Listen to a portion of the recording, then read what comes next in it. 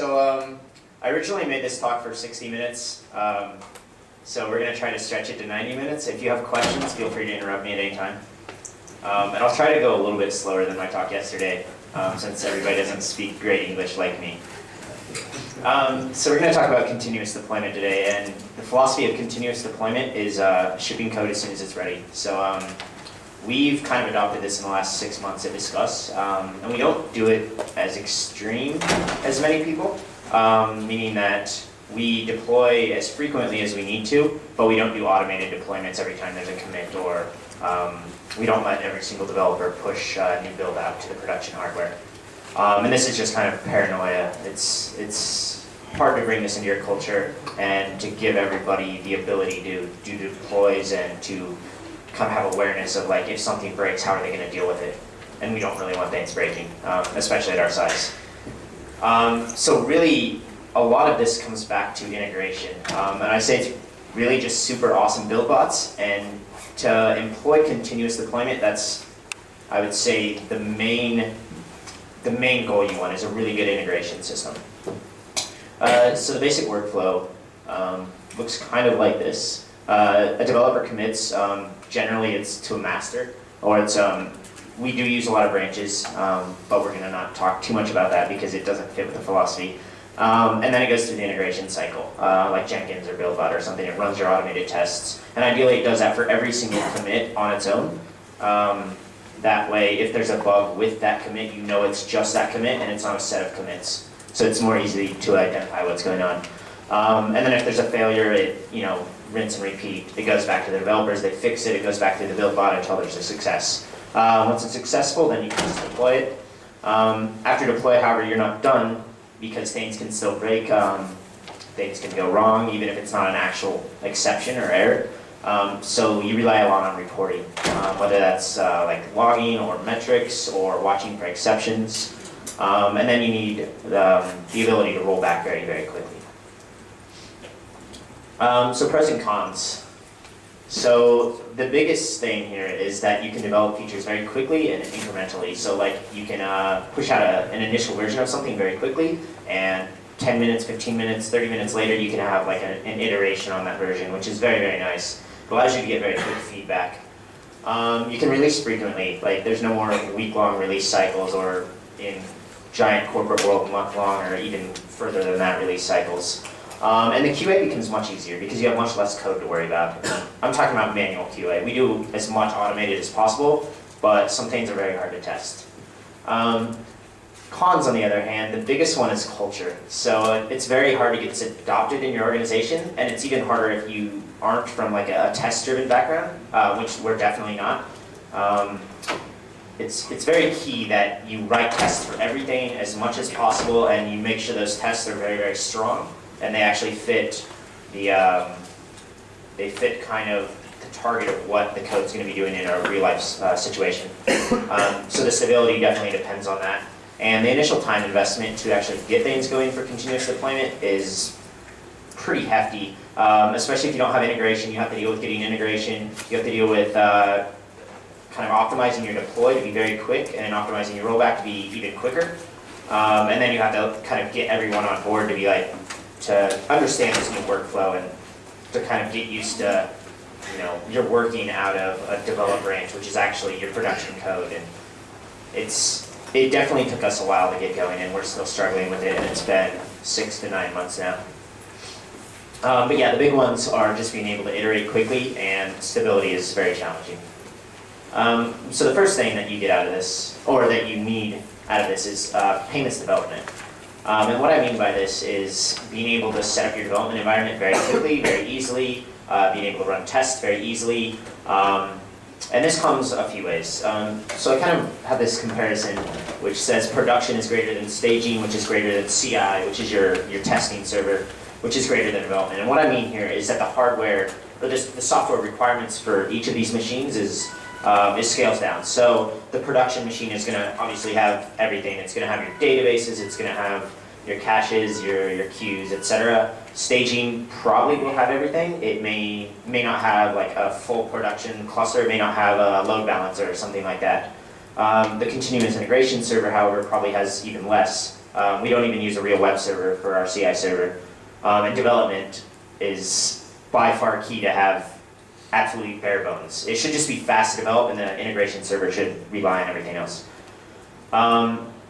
So that's where it becomes key, that the integration automates everything and that the testing covers as much as possible. And so this kind of goes with simple is greater than complete. Simple is greater than complete for development. Simpler is greater than more complete for CI, because Apache's generally not going to break. You don't need to test it, and it's going to be slower to test it. And so this kind of goes with packaging as well. So we use setup tools, which gives you this nice develop command, which will install dependencies and symlink itself into site packages, which is actually very nice. And we based everything around that, as well as the test command, just to make it very standardized how you install dependencies and test apps. And then there's also things like Puppet and Chef, which are tools to repeat builds of servers. So if you need to bring up a new machine, you can just puppetize it, I guess is the name, and it will install the software to spec that you've defined previously. Chef is kind of the same thing, it's just a little bit different of a model.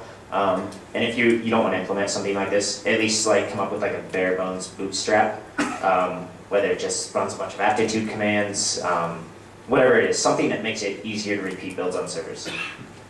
So going with our simple is better than complete, this is kind of how our hardware looks. So development down here, we have absolutely nothing except Postgres. And we actually, some of us do have more of this, like if we're building a lot of things on Redis, we're going to have Redis installed. I'm working on Solr, so I have Solr installed. But generally, like any developer, all they need is this and a git checkout and some basic Python packages. Second one would be our CI server. We have a bit more on there. We actually want to test integration with Solr. We definitely want to test with Redis. Memcache, there's actually issues you hit sometimes, so we test with that. But we don't care about Apache or Nginx or RabbitMQ because we can actually run the queue tasks in process. And then we go to staging, and we have actually everything except our queue.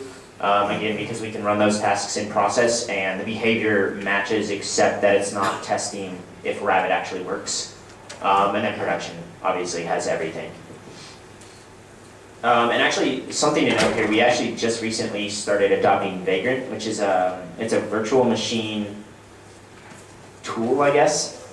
And it's very nice because somebody can pull down a repo which contains some configuration, and they can install VirtualBox, which is Oracle's virtual machine. And they can run Vagrant up, and they can actually get like whatever we want installed on like a MacBook, but in a Linux virtual machine. And then they all bind, or they bridge the networking, which means we can have Solr and Redis, and any of these services that are kind of painful to configure, say on a MacBook or on Windows, and they're just running in the background on a Linux VM, and you can just communicate with them just like they were on your own system. So on a bootstrapping, so I said simplify everything. This goes with your software, whether it's your databases, but as well as like your packaging and your requirements. I believe the main web service has 80 odd external dependencies just for Python, which surprisingly is challenging when you do deploys because things like LXML take forever to build. So the way our stuff generally works is we git clone the repo, we have some kind of bootstrap, and the bootstrap isn't even needed because all it does is run Python setup.pydevelop. And then we use Django, and it has a built-in run server that we have a slightly different version of. It just adds threading and makes it easier to work with. So everything's completely isolated. You don't need a web server, you don't need anything. And then if you need dependencies, highly recommend Vagrant and VirtualBox. It's really, really easy, and you can use Puppet or Chef in it, and it makes it like painless to use. So one of the other big things is dealing with iteration. So you can't just release halfway working features and have your users use them and be okay with them.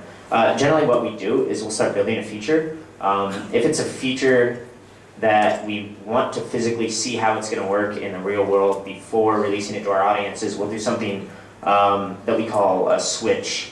And it basically looks like an if statement. That's if my switch is turned on for whatever conditions, then we're going to use this new version. If not, we're going to use the old version. And what this does is we can say for like us, just our staff in-house, we can deploy initial versions of features. We can deploy things that might backfill data for other features. And we can also turn those off like on the fly. If something's too slow or if it's not working right, we just switch it off and it'll just fail this conditional check and go back to the old version, which we know was working. And we do this with something called Gargoyle, which is actually Django only, unfortunately, right now. But I'll talk about that in a second. The other big one is we have something called early adopters, which is like a checkbox that our users can be like, I want to maybe have broken things on my site. And so like with switches, we can also say only show to early adopters, and it basically gives us a nice way to test out functionality before we push it to everyone. So Gargoyle kind of looks like this, if you can read that. Are you using Gargoyle in production now? Yes, we use Gargoyle in production. So we actually had an initial version of Gargoyle that was in-house only, and we just transitioned to Gargoyle, even though we released Gargoyle like 6 months ago. But yeah, so it basically gives you this easy interface. Like you can add a switch over here, and you've got like a key name, which is just like a dictionary key value. Some conditions, I'm saying localhost, not the user, me. And then you can do various things like percentage. And percentage isn't actually a fixed percentage. It does modulus on like the user ID or an integer version of the IP address. And so if you wanted like 10%, you could do 0 to 10, or you could do 10 to 20 or whatever. And it also has support for excluding like 10% or something like that. And then you can either completely disable the switch, change it to selective, which means only in those conditions, or globalize it, which makes it active for everyone. And we've been using this this and our other platform very, very heavily for a long time now, and it works wonders. So if you use Django, I definitely recommend this. And this is really good because a lot of times we build something out and we enable it for only ourselves in-house. So we'll start seeing and actually using our new features, and then we'll be like, okay, this doesn't work that well, or there's a bug with this, or it's actually slow, and it gives us a nice way to kind of ask ourselves, is this good enough to send out to the rest of our audience? And then if it's something that we're concerned about, like the speed of, so we have real-time. Discuss is a comment platform that has this embeddable widget, a system as a service, that you place on your site. And one of the features of that is real-time polling to pull in new comments. Unfortunately, when certain things happen, like WWDC, potentially things could get slow. And we actually have that behind a switch, so if it starts bogging down servers, we just, we go in here, we literally click this button, and it propagates everywhere across the entire network. And real time's now disabled, and we've just saved a ton of load. So it's very, very useful for things like that. And it's also very efficient on how it stores the data, so that when you access these switches, we're actually stored in a database. It's not actually querying the database ever, really. So writing conditions in Gargoyle is actually pretty easy too. This is part of one of the built-in ones that it gives you. So built-in, we give you a user condition, and we give you an IP address condition. So the way this works is there's some magic in this model condition set. Models refer to the Django models. And percent actually maps to ID. Username says map to the username attribute on whatever this is. And then this actually isn't needed, but this is how it determines if this condition set can be run on whatever we're checking. So if you go back to this slide, you'll see that we pass the switch name, and then we pass kind of an object that we're saying, if there are conditions that match something in this object, this should be active. So we're passing the request object here, which has a little bit of magic, which pulls out the IP and the user. But it actually accepts start args rather. So you can pass n objects or whatever, and it'll just check every single one. So yeah, it's very easy to define them, and you just register them with whatever Gargoyle namespace you're using, and they'll just be available with that is active method. Without Gargoyle, if you're not using Django or you don't want to use something like Gargoyle, it's very easy to implement things like this. So very basic hard-coded switches. Maybe you have a dictionary that says my feature, which is the key, and the range is 0 to 50, so it's 50%. This is kind of the logic on how we turn the IP into an integer, and then we just run modulus on this, and if it's, if it matches, then the switch is active. If not, then it's not. What's that? No IPv6 yet. Eventually. So the next important thing is integration. And we'll just call it Jenkins because Jenkins is the best. There's also BuildBot. So there's a little bit of overlap between BuildBot and Jenkins. Jenkins gives you awesome everything, except it's not super flexible, and to extend it, you have to write Java. BuildBot's in Python, which means to extend it, it's really nice. However, the reporting interfaces and some of the functionality isn't nearly as good as Jenkins. So obviously we use Jenkins, and I think we have like 30 builds now, and we actually test a bunch of open source projects that we contribute and maintain as well. And generally, it's either green or red. And if you see something like this, something's obviously wrong. And unfortunately, a lot of times, Jenkins is actually broken in some way, whether it's a build or whether it's like their Git integration, or if it's GitHub is down or something. So if you see this, you never deploy. It's always a blocker if you have a red build. So setting up things in Jenkins is actually pretty easy. So we just create a project, we name it EuroPython, we set it to the Git repo. We do polling on the SCM, just because it's easiest. So this says pull every minute, just a cron timer. And then actually, like, it's very, very simple for all of our builds. They almost look identical to this everywhere. And it's literally create virtual env and then run the test command. And it should just work in most cases. Also, Jenkins gives you very, very good reporting. Very good reporting on JUnit or XUnit reports. Other than that, it's kind of iffy because it's more Java-centric. But so like here we have a change set that's been pulled in. We have one failure. This is a new. It says +1, which means it's a new failure. It tells the precise path to the failure. We actually have it integrated with our IRC channel, so it spams whenever something's failing or if something's been fixed. And it actually messages whoever it thinks fixed that based on whoever was part of the committers in this build. Because we don't actually test every single commit because we do this, the polling hooker, which means there could be like 3 commits, or there actually could be like a push, which is a bunch of commits. So it could potentially message like 5 people, and actually one of them broke it, and the other 4 are actually just getting really annoyed because that other guy broke it, and now they're getting notified. So this is kind of a problem that we haven't solved yet, but we're working on it. So some kind of requirements that we had in mind when we use Jenkins and like where we go in the future. So it's very, very important that as soon as something's broken, as fast as you possibly can, the user knows about it. Ideally faster than we do now. Our builds take like 20 minutes right now, which isn't good enough. So that means 20 minutes after you commit something, you might know it's broken. And whether it's via IRC, email, instant messenger, anything you can do, just let them know as fast as possible that it's broken. So Jenkins supports really good integration with like XUnit, which is supported by Unit Test 2 via plugin. It's supported by Nose, by py.test, or test.py. I'm not sure which way it is. Py.test. Py.test, okay. And it also supports a couple other things via plugins. So it supports linting, I think, the plugins called violations, and it works reasonably well. It's not made for Python, so they're kind of adapting what PyFlakes and PyLint give you to the Java-centric world. And there's a Kobatura plugin which works with coverage.py, which I really wish was much better. The plugin, coverage.py, is amazing. And it's very Java-centric, and it like all the organization of like functions and packages don't mean anything when you look at it. But it does have some support, so you can do checks and say like if coverage is dropped, you should fail it. But it's very obscure how you configure it because it isn't made for the Python world. And painless setup. So you can actually install Jenkins via aptitude, which we do. There's a guide on the Jenkins wiki, and you just need to set up a different source for it. And it just works most of the time. There's been a few times where we've updated and things and it goes so well, but in general, Jenkins has been really stable. So some shortcomings of our integration.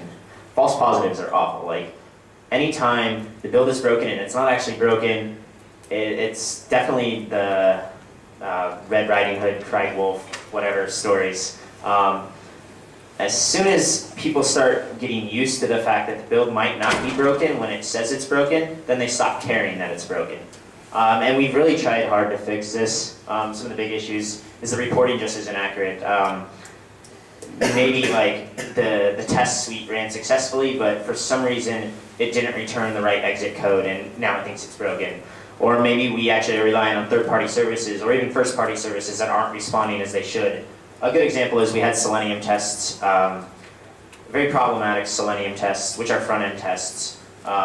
They emulate browsers and they test JavaScript and everything. We had those failing like randomly, like they would time out and whatever, and it was just awful. And like for 2 months, we just had the Selenium build disabled, and nobody even knew it was disabled. I just got tired of it one day, and I'm like, all right, it's getting turned off. And then 2 months later, it's like, how are Selenium tests doing? And I'm like, I don't know, they don't work, and they're turned off. And we sort of fixed this now, but it basically just made them completely useless and nobody cared. And then bad tests are another big one. You'll have a lot of intermittent failures because the test maybe date time is kind of odd, like the day it's running or something doesn't fit with what it thinks would happen. So it's just going to fail randomly. And we, unfortunately, still have a bunch of these in there. It's hard to report on these using the existing solutions, and it's even more annoying to actually figure out what the problems are sometimes. Sometimes they're simple, sometimes they're very obscure. And back to the services, these are kind of the same one. If you rely on things like Tumblr, if anyone's familiar with it, is down a lot. And we had tests that would test integration with their API, and eventually we just said we can't test their API anymore because randomly it's not working and our builds are failing, even though our builds are actually completely okay.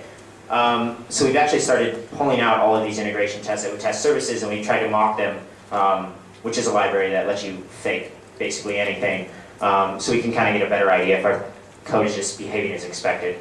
Another really big one is code coverage. So we've had a lot of cool ideas, and I wish there was kind of more innovation in this space. With coverage.py, you can get a lot of information. For example, you can be like, you know, this if statement is never executed. And then if you commit code that's new code, or actually there's two cases. If you commit code that's new code and there's no test for it, we know there's no test for it because coverage says it's not covered at all. It's never executed. And you should be able to report on that and be able to directly say, hey, Joe, your code isn't tested. Sorry, we're going to revert this, or the build's going to fail, or something, just right off the bat. The other big one is if like whoever was before you didn't write correct tests or didn't write tests, you should be able to know that code you're committing isn't covered at all, or you've added code and it's not being covered because there's less coverage than there was before. And that could be literally a simple math that says if previous coverage is less than the percentage of coverage now, build fails because somewhere we're missing coverage. And we haven't actually done anything much for this yet, but it's definitely something we've been talking a lot about internally and we really want to push forward on. Our biggest issue, however, is the test suite. It takes forever. We use Django, which means everything hits a database, everything loads fixtures, everything truncates a database over and over and over and over and over. This has been getting faster in recent years, like using transactions, using transactions after the fixture is loaded, rolling back each one, made it really fast. But we've actually started moving more towards a service architecture, which means it makes it really easy for us to write proper unit tests and proper integration tests that only test components that are being changed, which means our builds become smaller, which means we can distribute them further without a lot of extra work. Unfortunately, we're not there yet, so we need to find other ways to fix it. So we're going to start with fixing the false positives. So a few things. So what we do now every night is we rerun the test suite every hour from like midnight to 6 in the morning, because nobody's committing then, and it weeds out some issues. So like if there's one failure in there and there's 5 passes, that means something's an intermittent failure that shouldn't be failing and needs fixed. So we can kind of report on that. This goes with the reporting that we need to fix them. We need to find some way that says, hey Joe, you have this test that is awful, it breaks randomly, fix it. We haven't found a good way to do that yet, without literally yelling up to them and saying, hey Joe, can you fix this? And rely less on third parties. We've started doing this. We've experimented with both Mock and Dingus. I'm not set on either one yet. Dingus, the documentation is kind of shaky, and it does have some really cool things, but I think I would definitely recommend Mock right now. But they're really nice. They're really easy to mock APIs. So the coverage stuff I talked a little bit about. Obviously fail or automatically revert or do something when the coverage drops, when code is committed and it's not covered. Because if you're going to deploy master and they're committing to master and it's not stable, then you don't want to deploy that. So ideally, either they're not committing to master, or if they are, it's getting alerted right away and they're fixing it, or it's getting rolled back, or something's happening where it's maintaining the stability of your master. Another thing you can do, which is a little bit harder, would be to enforce committing tests with code. And I say it's harder because you never want to do anything manually. Anytime anything's manual, it never scales. So finding some way to automate that check of are there tests with your code and then failing if there aren't is very difficult. You can do it after the build runs with coverage, but then you have to wait till after the build runs, which means you can't do like a post-commit fail.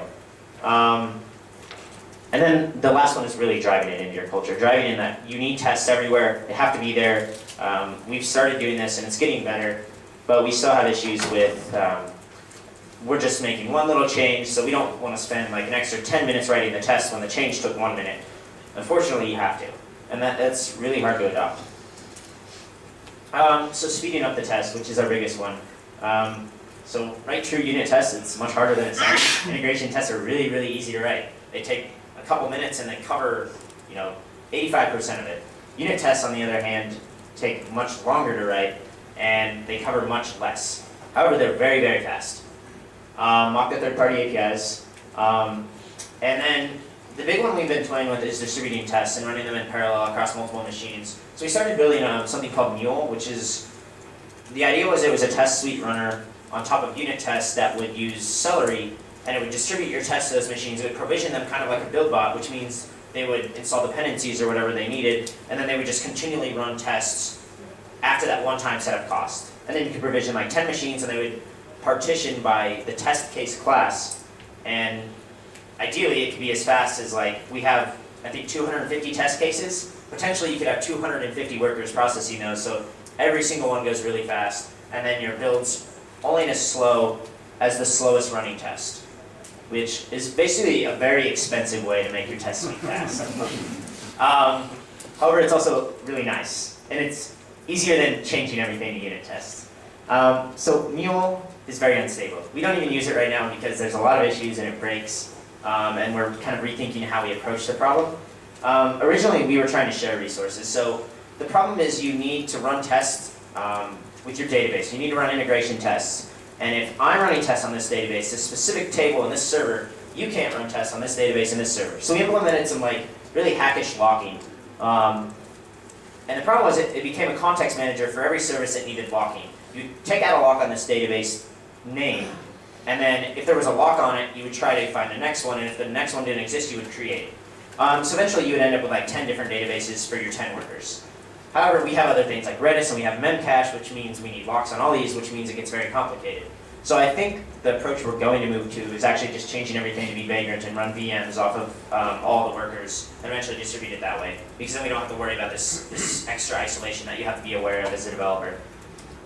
It's also mostly Django. However, everything's been built to use unit tests too and to wrap unit tests too, so the Django's just an extension of the base API. But the nice thing is for Django, we made it so you just drop it into an installed apps, and then there's a mule command that you run on manage.py, and it just works. So the multiprocessing is done with Celery. Very big hack. Pretty proud of this hack. It dynamically creates queues, joins those queues, leaves the default queues, and just provisions jobs to those queues. So it kind of works like a normal queue, it kind of doesn't. It also has full XUnit integration, which, I mean, knows in py.test. Is that right? Knows in py.test also have this. Unit test one doesn't. You have to write a runner in the API for writing these things. It's awful. So this basically just includes a runner that we had written that was based on something else. And it's pretty simple. So like, this is the non-Django way of doing it. And it's like you run mule, which is just a scripted installs test. Specify the runner, which is actually what it's going to run on the servers. And the test argument is the full path to the test case. There's a bunch of other things you can do here. And you don't even have to use this. There's distributed workflow, which is nice. So it includes distributed, which is this. It includes multiprocessing, which is this, but it doesn't send it to other servers. And then it includes just regular tests running with some of its bootstrapping logic. So finally, we can deploy. We've gone through how we're going to develop our code, how we're going to test our code. So now we can move on to how we get that code onto the servers. The way we do it is we use Fabric. If you don't use Fabric, you should. It's really awesome, and we do an incremental deploy, which means we do one server at a time. And we do one server at a time because we need availability, and if we take down half of our servers, the other half are probably going down with them. So one server at a time, we drop that server out of our pool, out of our load balancer pool. And then, for some reason, this seems like a very unsolved problem in the Python world, but it's very, very easy. Take the server out of the pool, lower its priority as much as you can in HA proxy and whatever you're using. Then we install the requirements on the server. We don't explicitly reinstall requirements. We do an upgrade, which means we just pip install requirements, or we run the develop command, and it does version matching because everything's frozen. It means if LXML version 1.0 is installed, we don't reinstall it. We do this with a single virtual env right now, which there's a problem with this. I'll talk about it in a minute. So we have a virtual env. It has all of our builds, and it shares all the requirements between every build. We update that, and then we put the server back into the pool. It's actually very, very fast. I think it's like 20 seconds or something for each server. And we could actually run those in parallel, do more than one server at a time, and we do in some cases. So how you can kind of get started if you're not doing this already. This is a basic Fabric script. I'm pretty awful with Bash, so if this doesn't work, it's not my fault. So you're going to update your sources, install your virtual env somehow, requirements. Then what you're going to do is you're going to have a few things. You're going to have a current build, and you're going to have a previous build. And those are just symlinks to revisions, which are actually directories in a release folder or something. And so basically, when you're doing a deploy, you're taking the current build, and you're actually moving it to the previous build. And then you're taking the revision that you're deploying, and you're symlinking it to the current build. Once you do this, like Apache doesn't magically restart most of the time, unless you're doing like max requests per child. So once you've done this, you can basically we use Apache and ModWhiskey, so you just touch our handler, and it restarts that server. And it's very, very quick to do this. Sorry, the mic is off. Try. Is it working?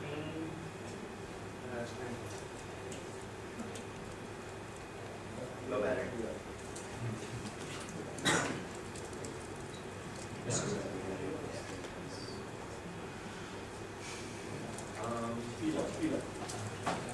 Technical difficulties.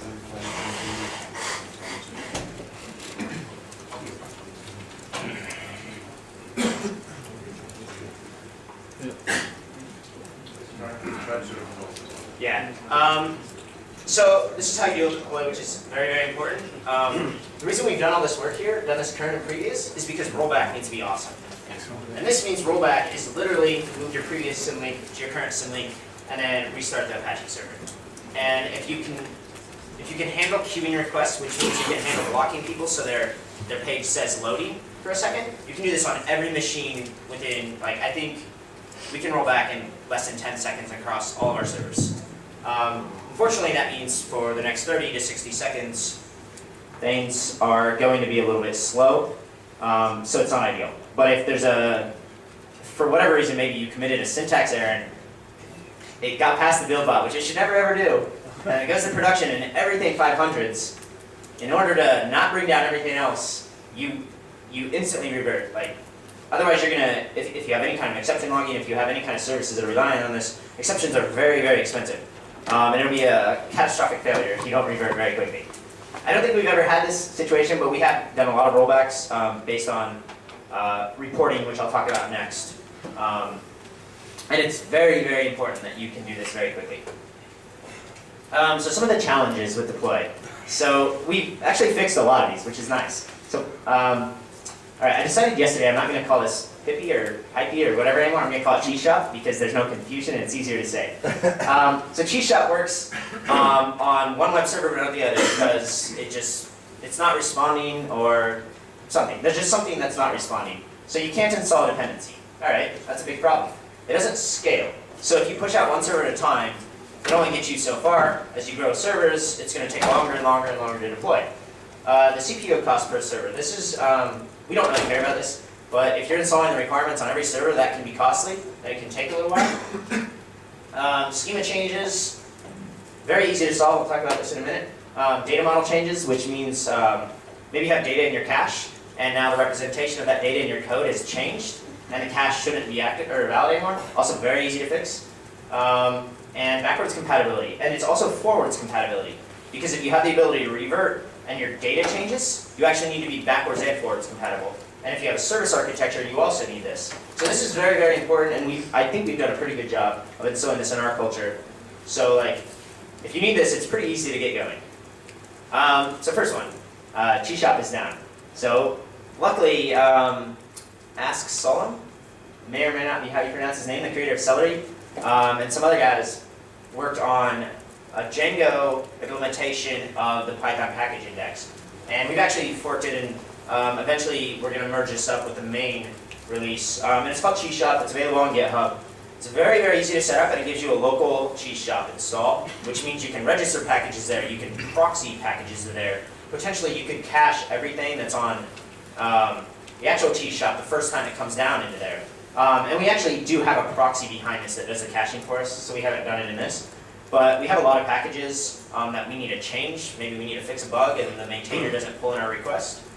Or we just have like our actual pack, like we have a forked version of Django, and we actually have that on our local cheese shop. It's just there for people to pip install. And it makes it very easy to do things like that. So I highly recommend you check this out if you have any issues with the cheese shop. A copy of that slide for some reason. So the next one is scaling and deploy. So we haven't had this issue yet, but if you imagine companies like, I think somebody said Spotify has 600 servers, Twitter is huge. Incremental deploy does not work. You need some kind of fan out or growing deploy cycle that can be quick, to where there's minimal downtime or no downtime, but you're not doing one server at a time and waiting on it. So push versus pull is also another big deal. If you're pushing all of your, let's just say you're packaging with Debian packages, so you're building this on a central server and then you're pushing this out to every server, like you're literally SCPing it or something. If you have more servers, that's going to take a long, long time. So ideally you use a pull system, and I believe Twitter uses, I think it's called Murder, and they use BitTorrent to do this, which is kind of an interesting concept. If you have 100 servers, I think it's a little overkill. If you have 1,000, maybe it makes sense. And isolation versus packaging. So we originally started with Debian packages. We chose to go to virtual VMs. There were good reasons behind this. I don't remember exactly what they were. But even if you don't use a virtual VM, or even if you use a Debian package, you should probably use a virtual VM and still use actual Python packages. So there's some issues that you'll have here. Isolation can be hard to achieve. And we do a lot of this now with VMs, which I think I would just recommend. Just go straight on VMs with everything that you need isolation in. But it can also be very, very complex when you're dealing with these multiple virtual VMs. So I talked about how our deploy. We have the directory structure is a single virtual VM, and then every release, as well as a current and previous symlink. The single virtual VM is shared with every release, which means if we roll back and LXML was upgraded in there, we actually have to reinstall the correct version of LXML to actually have a precise, stable build. And to do that means we have to take a few minutes to actually compile that and to build that and everything. So, and the reason we use a single virtual VM is because it's very, very fast. Potentially you could copy the virtual VM to a new virtual VM per release and then upgrade it. But if you actually reinstall the virtual VM for every deploy, which I had done on personal sites in the past, you're talking about building every requirement for every release, and it gets to be very slow. But that would be the correct way to isolate it and the correct way to make sure that your code's always stable if your versions are changing and they're not compatible. We luckily haven't had that issue, and I don't think it's too common, but I would say it's still a good idea. So schema changes. This is something that is very easy to solve, and it seems a lot of people have troubles with this. Much easier to solve in Postgres than MySQL. I'm not sure about the other database engines. So the way we do it is in Postgres, if you add a nullable column, it kind of is just very fast. If you do it in MySQL, you probably have to suffer downtime. So there's two situations. If you can do it in Postgres, you add the column and it's nullable. If you can't do it in Postgres, you take the server out of a pool, you switch your master and your slave around, whatever you do, you make the change. It has to be nullable. No matter what, it has to be nullable. And then you put it back in the pool. And we even have to do this on some very large data sets. Once that's done, you add the app code to actually save the data. You don't add anything else yet. You add the app code to save the data, meaning like you've added this new field and you need to start populating that data. You need that data to be backfilled, but you also need that data to be continually filled. So you start populating your app code, you do a deploy, and then you run a backfill. And you run the backfill, it can take weeks, it can take a day, it can take an hour, and it doesn't matter because the backfill is going to cover everything that already exists, or everything that's been added since you've done this deploy, and it's also going to cover everything in the past. But you're not going to miss anything because you're already filling it in your actual production code base. Once you've done that, then you can add the app code to actually read from the data, and then you can do another deploy. And this is fully backwards and forwards compatible because the column's nullable. It's not being used until you're at this step, and if you revert, it's not going to matter. Maybe you go back this, and it's still filling once you revert, or maybe you go back further and it's not filling anymore, but it doesn't matter because you're not using it. So it's very, very easy to do, and it works just fine for us. We do production alters on certain sets of data. On our very large sets of data, we can't actually do that without suffering a little bit of downtime on that server, but that's only on that server. It's taken out of the pool, everything's still completely online. In rare cases, we need to do upgrades to the database. We use Postgres, we also use Sloaney. And to do those, it becomes a little bit more tricky. We actually created something called read-only mode, which lets us basically set a flag, which will change all the databases to read-only, which basically makes it so when we need to do major changes, you can read from a slave that has a copy of the data, but you can't actually post new data, which means we don't have to worry about replication issues. And it works fairly well. We haven't had to use it too much. I think the longest it was ever enabled was 5 minutes, and that was for a one-time upgrade of Sloaney, which is surprisingly complicated. The other big one is, I talked about when your data model changes, which means your cache data needs to be able to handle that. There's some very simple ways to do this. We implement something like a cache prefix, and you can just bump this manually whenever you know you need to. We do this a lot with our CDN. I think we also automatically bump some of these for the CDN. So we actually push a lot of data to the CDN. I highly recommend this if you need performance. So JavaScript, whatever, just pushes to the CDN, it's versioned there, and this version is somehow represented in the code base so we can reference it. Another cool idea, which I actually haven't had a need to do, but I feel like it would work very well, is serialize like a SHA of the class, the object that your data represents, as part of the key. Then if that data object changes, it's automatically invalidated and it's using a different version. If you roll back and your cache hasn't expired, that data is still there from the old version, so you're still getting cache hits. It should just work.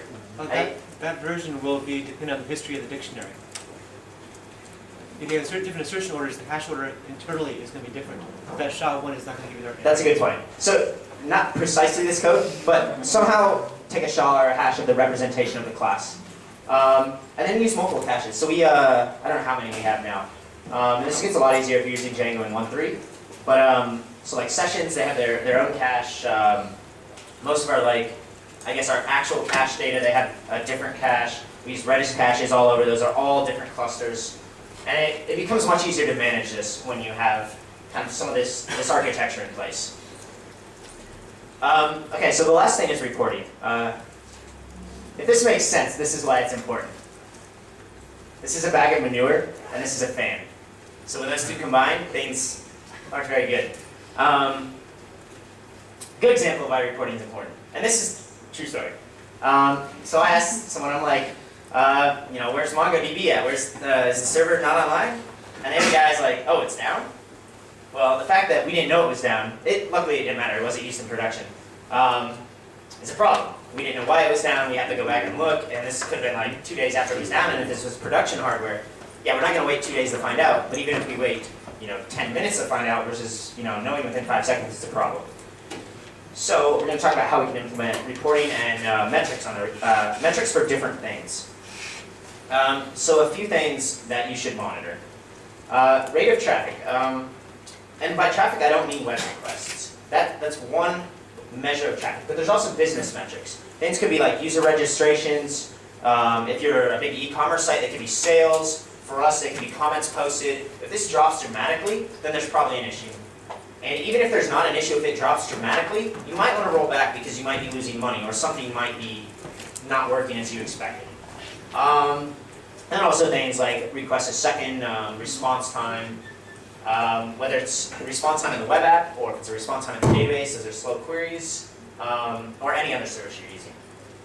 The other big one, which actually is one of our main metrics, is exceptions. Because generally, we're not worried about A/B testing. We're not worried about, are we making sales because we changed this line of text? So our big one is, are things working or are they not working?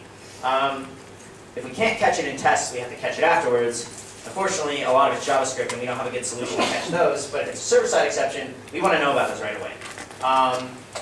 Another really big one, and if you don't do this yet, is social media. Twitter will tell you when things are broken right away. They will hate you, and they will be like, discuss, why do you suck? Why is your stuff broken? And they will let you know almost as fast as your automated metrics tracking will let you know. And there's some good tools for this. There's like Zendesk, we use Assistly. You can just use Twitter search.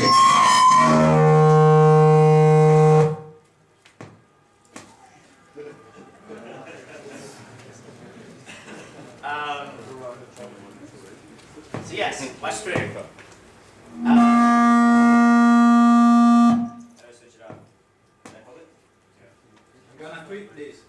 You know there's a problem. So anyways, let's talk about how we can kind of capture these metrics. What we use, and what I want to say are standards, are Graphite, and this is a time, Graphite itself is not a time series database, but Graphite is an interface to a time series database. And this would be something you could imagine is just like RRD tool. There's also another new tool out there called OpenTSDB, which is another time series database. It's H-based powered, which means it's Java powered, and we're not big fans of the Java stack because it's painful to manage. So we use Graphite, and Graphite's really awesome. It works just as well as everything else. I would arguably say if you're using RRD, upgrade to something like this. They're newer technologies, they work a little bit better in my opinion. And then on top of that, we use Nagios, and Nagios will let you take data like this. It's good. Thank you. Can you hear me? Is it working? All right.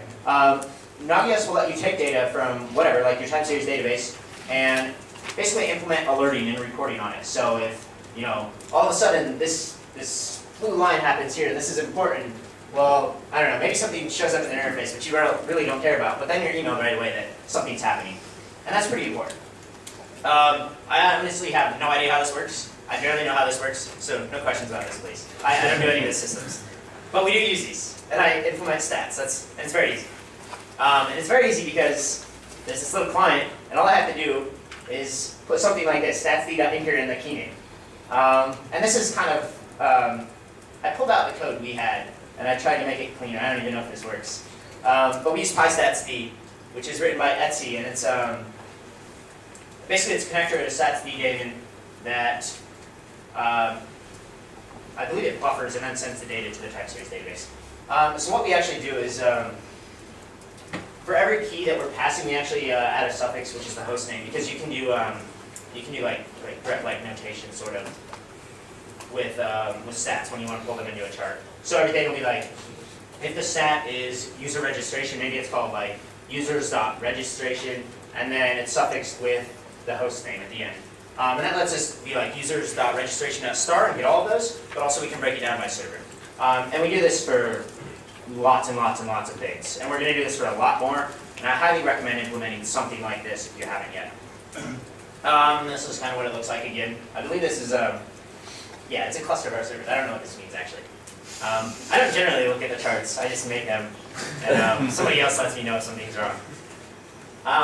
So another big one is logging. And logging, I'm going back to exceptions and why we need them. Excuse me. This is kind of a list of requirements that we want for our logging. So like, there's a few things we can look at. So we need real time. We don't really need real time, but we want real time.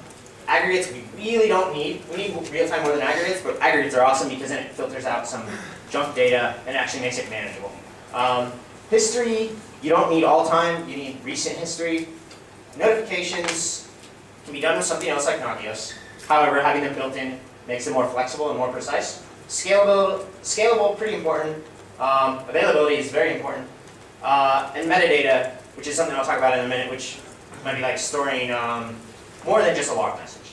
So first option is syslog, which everybody uses and we actually use for a lot of things.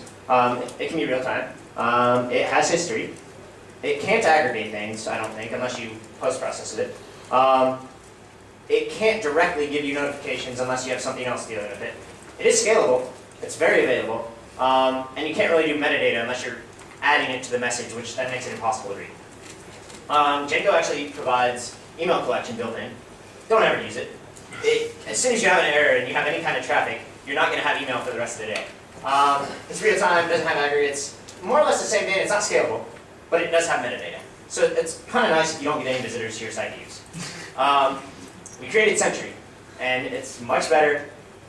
This is kind of a lie, but depending on how your system works, and if you have enough hardware, everything scales. Fortunately, we have one machine, one database node. We have a Solr server for it, and we've never had issues with Sentry being slow. So everything just works. It has the aggregates, which means it groups errors that are the same.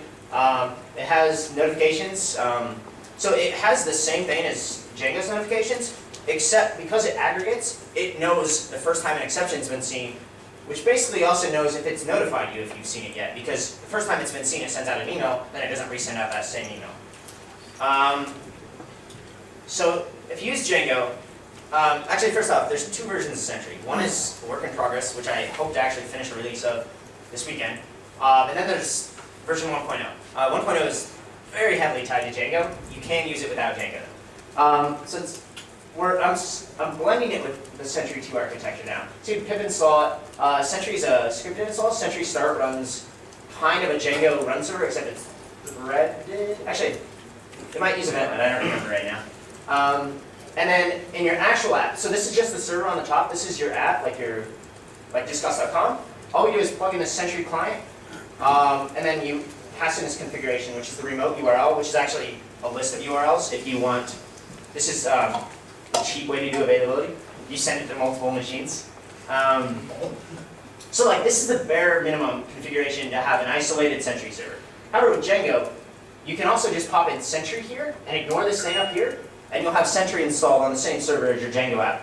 So Sentry webs, the Sentry viewer and the Sentry client, and they'll just like blend together. I don't recommend it because it's not isolated, and there could potentially be problems. If your web server goes down, you might want to see what's going on, so you might want to look at those, but your site's erroring or something.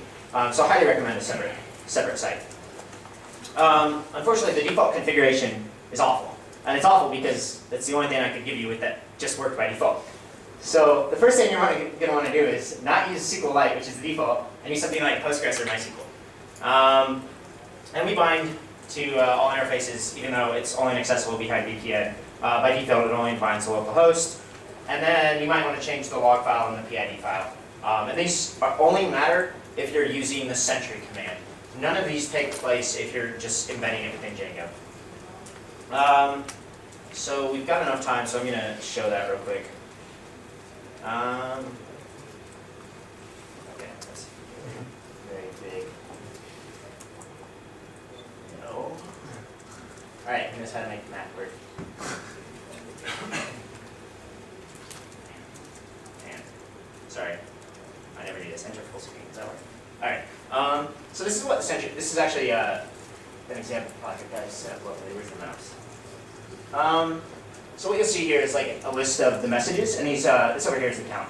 You have a bit of information. So like this is the log level. This is the logger, and this is where it thinks it happened and the version of that application. So current version of Sentry 1861. This is Django 1.3. And then the best part is like beyond all this cool stuff like search and being able to filter things over here.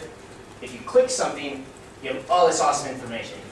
And this is inspired by the Django debug information.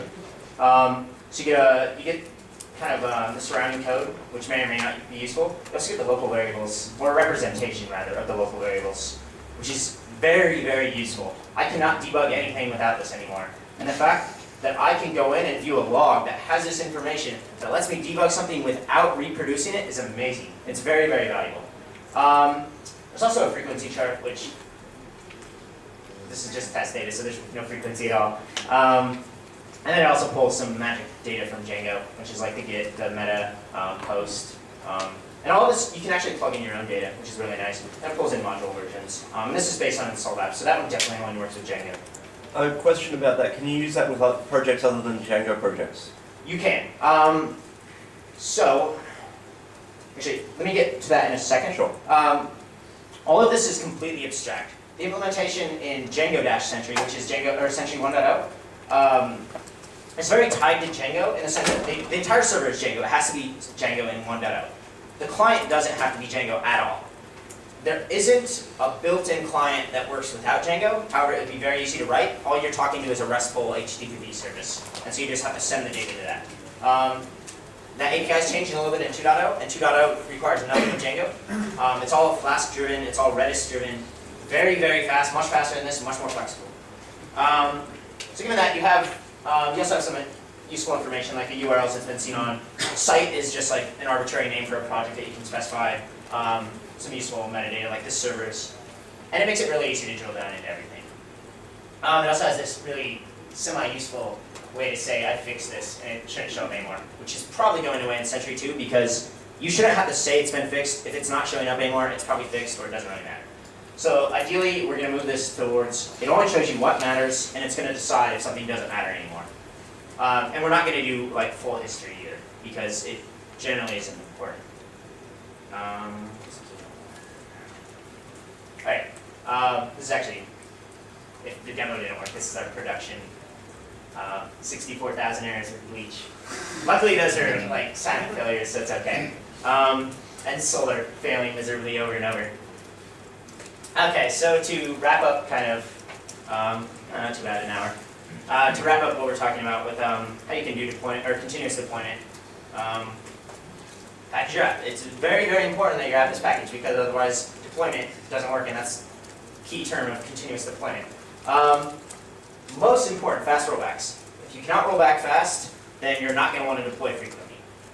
Automated test. Also, you're not going to want to deploy frequently if you don't have automated tests. And get some basic metrics. These are the bare basics to implement something of a better release cycle. You don't have to deploy automatically. You don't have to deploy every day. There are a lot of people that do some of this like more edge case continuous deployment, but this is bare basics. Deploy when you want to. A little bit further, we don't do all this. Some people do it. It's kind of cool. It's good food for thought. Build an immune system, and what this means is a system that automatically knows when things are not working correctly. For example, IMVU is a company who's kind of pioneered a lot of this, and they actually have an automated system that if some of their metrics drop below a certain threshold, it does an automatic rollback. A little bit scary. I haven't convinced anyone at the company to do that yet, but it's an interesting idea. Also automated deploys, we don't do that either. Another company called Wealthfront, which is actually in the financial space, so if they can do this, anybody can. If you specify a hashtag in your commit message, they do like release and then they're service oriented, so they have different services. You do release and then like the service name, and as soon as the tests pass and the build is green, it will automatically deploy to, that service. So now we just literally have a Selenium Linux Firefox Selenium server running on the Hudson server, and it pretty much just works. There's every so often there's still some issues. But yeah, we fixed it by using less of it.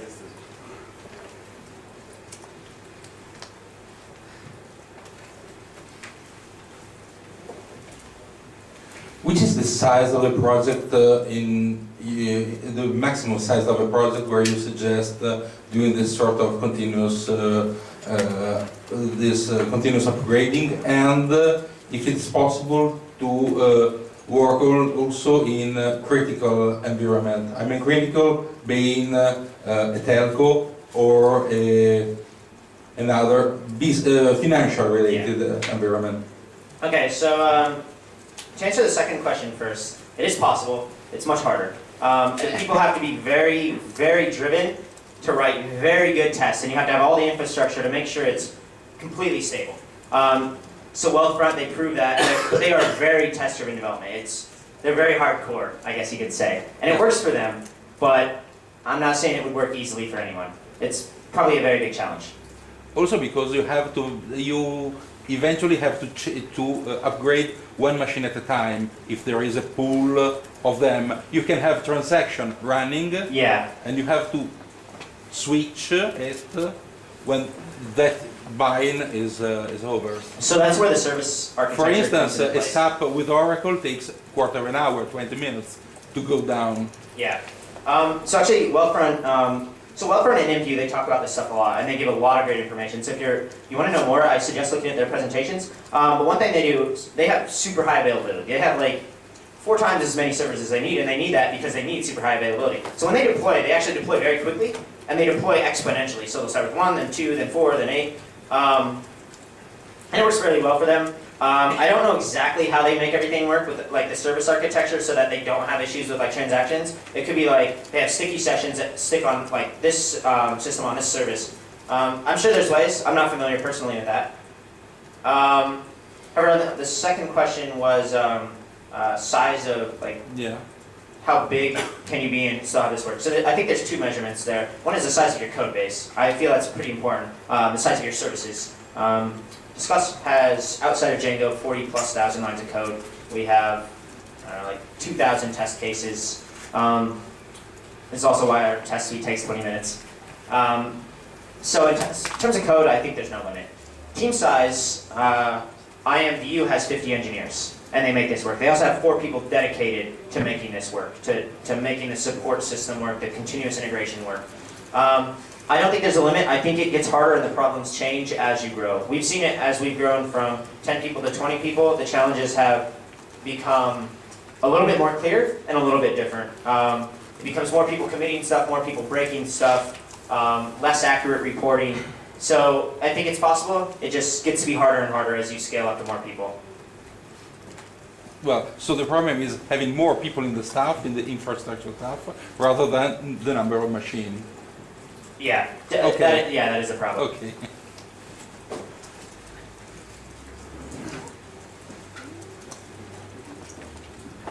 There's actually a pretty decent book on the topic. You should read that. I don't have the title in my head, but you can Google it. It's the only one. My question is, if you use Nagios for time series and it sends you automatically emails when something changes, does it have algorithms to detect peaks that happen every day? For example, if you have a local provider that's food ordering, it would have peaks in the noon, and this would be normal that it drops in the afternoon. I think it does. I think the way you can do it is based on normalized data, like the change. I don't know specifically because I haven't actually set up that service before. If it doesn't, you could change, I guess, how your reporting works into it so that it's normalizing the data to some relative numbers. But I imagine it does. It's very good, and it's a very common tool for the job. So.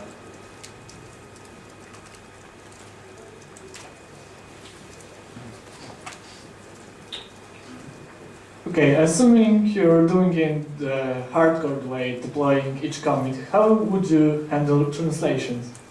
How would you handle translations? So we actually handle translations. Are you asking like because they're required, or so like the way we do translations is actually in a data store and they're just read from the database and things are automatically inserted that if there's new strings to translate and things like that.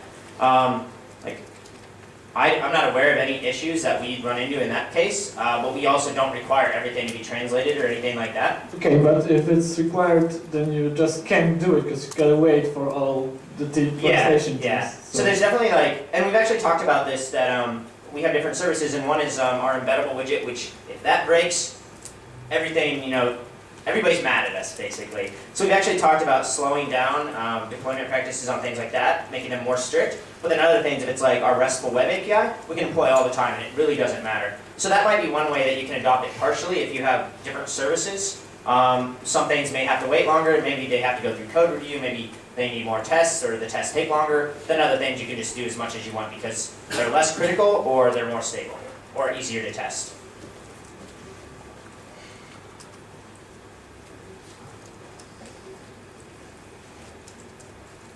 I actually have a question about your. I can do it without a mic. I can repeat. No, Yeah, it's for the video. Okay. I'd actually have a question about your development environment. Do you guys use the same tools to set up your development environment? Because it seems kind of obvious that building up test will be kind of like building up development environment. You have some other tools for that. So we don't use the same thing everywhere yet. We haven't had a lot of time to build out this infrastructure. Ideally, the way we're going, the direction we're going, we use Puppet and Chef. We use Puppet, I think, mostly for deploys right now. We use Chef and Vagrant. I'm not sure which one we're going to side with, but eventually they will be the same. It'll be the same tool, the same base configurations that are pushed to production, that are pushed into Vagrant, and then Vagrant will be used on testing as well as local. So we'll get the same repeatable deploy in all situations, which kind of guarantees the same versions, the same stability, and whatnot. So we don't yet. We should, and I definitely recommend it.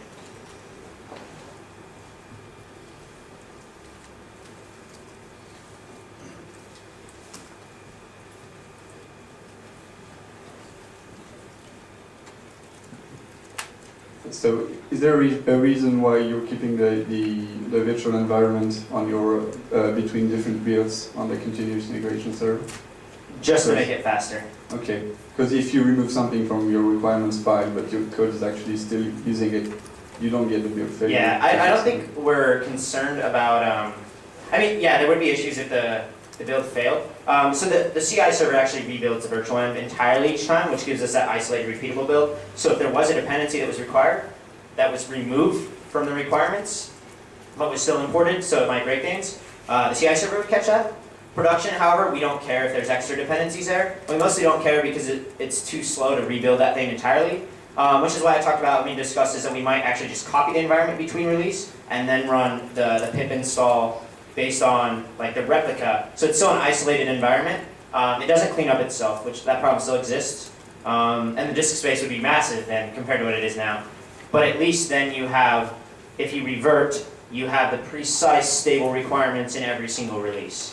But yeah, it's mostly we're not concerned about dependencies that are extra on the server. We're just concerned about ones that wouldn't exist or are the wrong versions.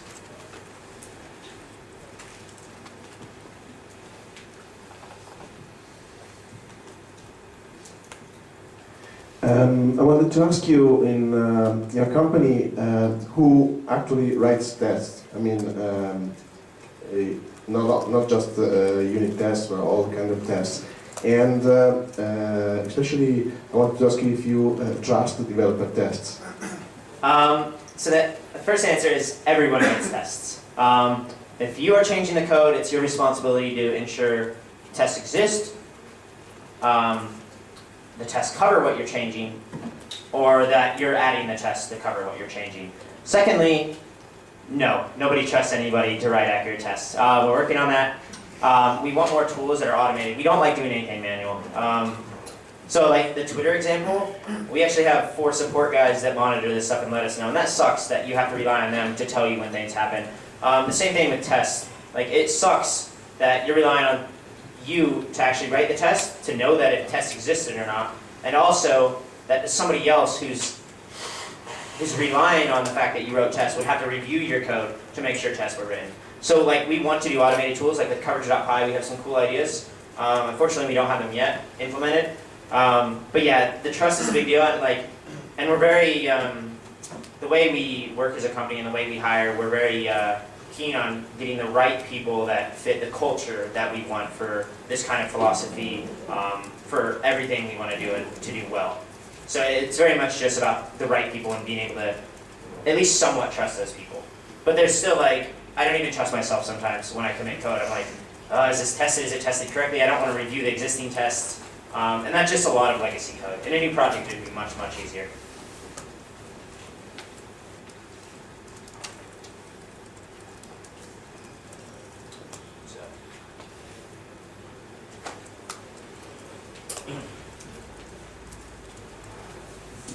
Have you considered using a binary cache over all your deployment pipelines, so you don't have to rebuild stuff that has been built somewhere before? So that was something we also talked about, was building them on a single server and then tarring it up or something, tarring up the virtual lines and everything. We could do it because we do have all the same systems everywhere, which is very easy. We could also do binary distributables with Python, which would make it a little bit easier. I guess we just haven't done it because it hasn't been a big pain point yet.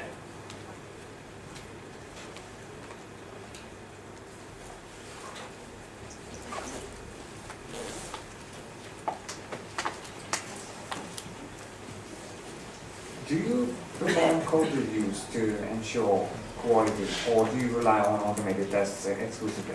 Not exclusively automated tests. We rely on automated tests no matter what, but we also do code reviews. So we actually are hosted by GitHub now. We actually decided to switch our entire code base to GitHub, private of course. But something interesting is the pull request system, which makes for awesome code reviews. So whenever there's a major change set, it's generally in a branch now, and generally in a branch just because it makes it easier to do things like that, and yeah, we can put it behind switches, and we still do, and we'll merge in partial versions of it, but we still do a lot of initial development of major changes in branches, and then they'll go in as a pull request, and somebody will just, 1 or 2 people will just look over them as soon as they have time. And it works pretty well. I actually really, really enjoy using that pull request system for code reviews. In this case, releasing continuously, do you use a major and minor versioning, or you use the build number to identify running application in this moment? So for the main code base, we use the revision number. We don't do any manual versioning. We do manual versioning on certain things on the CDN. They're part of the code base. Other things have automatic versioning based on like the current timestamp of the release, I believe.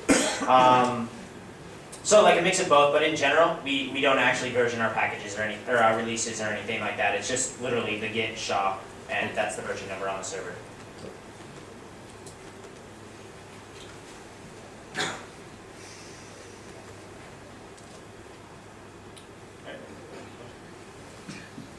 I missed the part about why you like Jenkins more than Buildbot. Okay, so we used Jenkins first, and it was very, very easy to set up. I tried to use BuildBot to do the distributed testing, and it was very difficult to, and this is an extreme case, most people don't do this, it was difficult to try and make that work. It was more difficult to try and understand the complexities of BuildBot, how they work, how you actually need to define things, as well as like the reporting interface is nowhere near as useful as Jenkins is. So like if we used BuildBot, we'd still have to have something on top. So we'd have to have a better reporting interface or something. The nice thing, however, is that you can plug in your own reporting hooks. And that was like a big sell for us, was like, oh, if we want this awesome coverage integration, for example, we can plug it in, and it'll run after the test command runs, and it'll do all this logic, and it'll just be magical, and it'll email us or something. You can do that stuff in Jenkins. Again, it's on Python. You'd have to probably write like bash scripts, and they'd have to execute as part of the build process, and it'd be completely not integrated with Jenkins. And that's the trade-off, I guess. But for us, like Jenkins, the reporting interface was just much better. And that was why we chose it.